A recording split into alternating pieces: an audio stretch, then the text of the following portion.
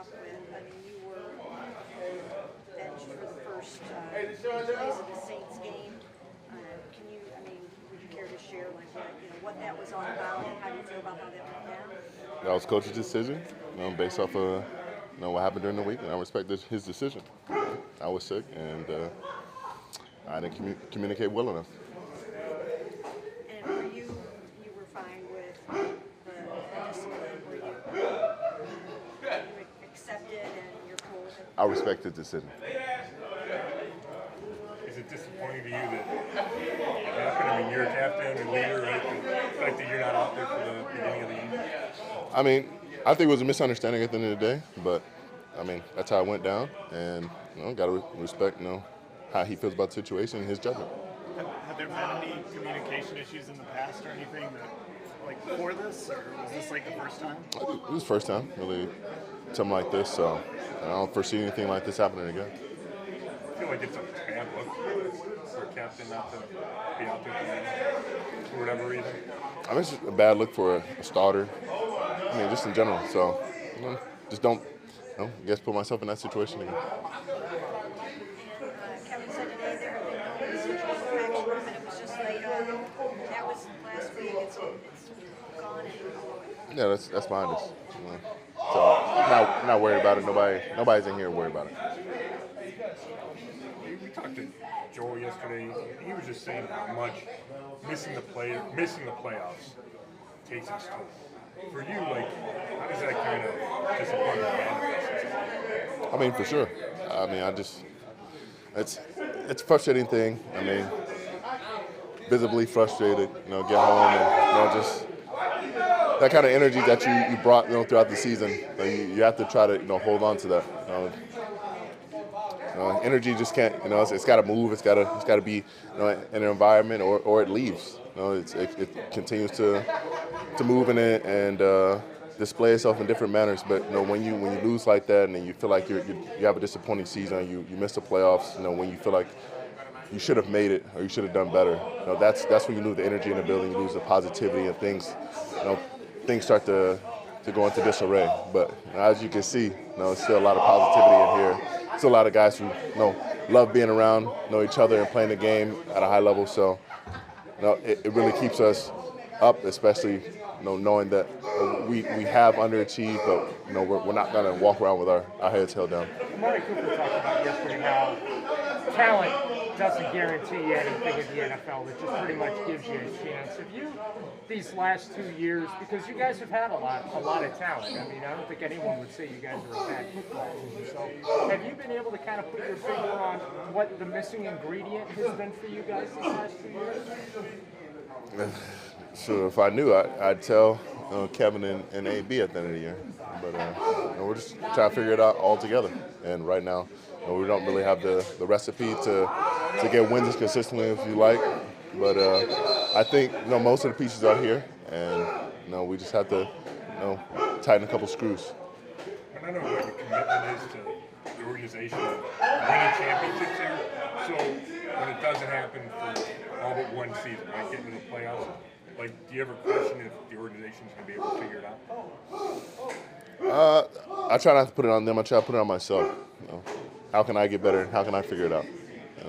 I consider myself, a good enough player where, if games aren't going our way, what was the difference, and how can I make that difference? How can I be the difference to win these games? And I can't put it all on coaches or scheme or getting more players in next year. I can't worry about that. That's not on me, and that's not my job. I can only control what I can control, and I got to go out there and make more plays however I can. Is it hard to believe that all of your time here, you guys have only made the playoffs one time? And does it just go to show just how difficult it is, and maybe you guys take it for granted, or how does that play out? I feel like we've taken playoffs for granted, but maybe some of the games throughout the season, not taking the lessons to heart as we should have. Learning how to close, learning how to finish. You gotta understand that each win and loss is a lesson in how to finish games. If you're up big, how to maintain that lead. If it's close and you win, how how to seal the deal, and then how to come back. Like, all those things are lessons throughout the season, and we've got to take some from each of them. Joe was just talking yesterday about the run defense and said he didn't think the D tackles were the issue. He said it's more of a everybody doing the right thing at the right time kind of thing. First of all, do you agree that the number one problem is not the tackle? I mean, it's definitely not just one group. It's on all of us. We all have our jobs, and there have been times where one or multiple of us are not there on different plays, and it's not one individual or one group. Just because one guy messed up, if 10 others on the same page and doing what they're supposed to do, we can make up for that one loss. So we have to get it all together. So no, I wouldn't say it's just one or two guys on the field who are causing this disruption. Even though you obviously are disappointed that this is ending without the playoffs, do you have in some ways a more optimistic outlook going forward than you had in any other year? I mean, it's about the same. When you don't go to the playoffs, at the end of the day, you're playing to win. And my and our winning ends at the end of the season, and there'll be 14 other teams that'll go on, and or 18, whatever it is, to go on to play in the playoffs and secure more wins and secure their place in history. So, my outlook doesn't change. I want to win games. We all want to win games, and that's what we're here to do. But what I meant was, like, going forward, you guys now have Deshaun Watson as your quarterback. I mean, even though this is a disappointing ending to the season, are you? I'm not looking into the future. I'm looking into the end of the season. That's what I'm saying. Myles, so Washington might be like the poster child of finding a way. It's not always pretty, but they just seem to find ways to win.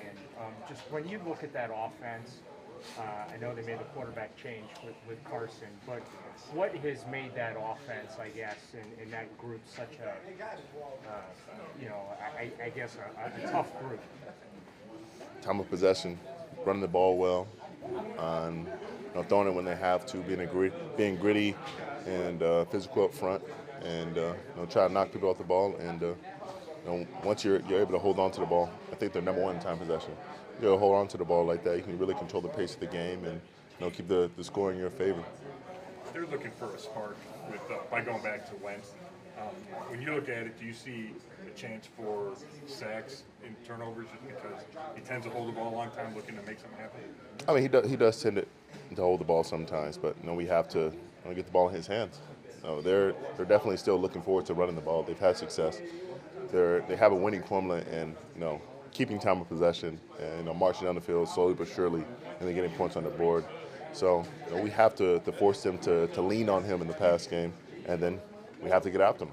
It's not guaranteed that he does hold the ball, but we have to find a way to take the ball away from him, whether it's picking it off or stripping him. I know you're focused on their offense, but what do you from what you've seen of Chase Young over his time in the NFL, what stands out about him to you as a fellow edge rusher? Chase, I also wish we got to see more of him this year.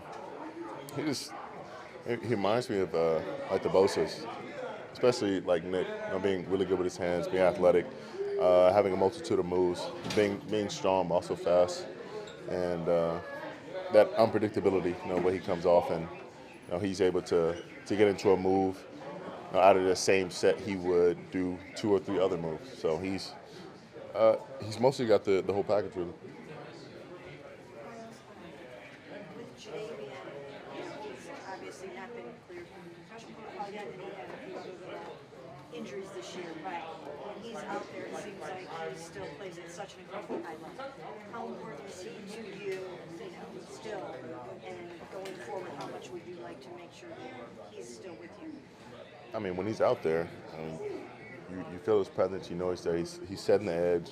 He's making TFLs. He's making big plays, and he may not always have the most upbeat personality, but most of the time he's out there. He's excited. He's a joy to be around. He's talking.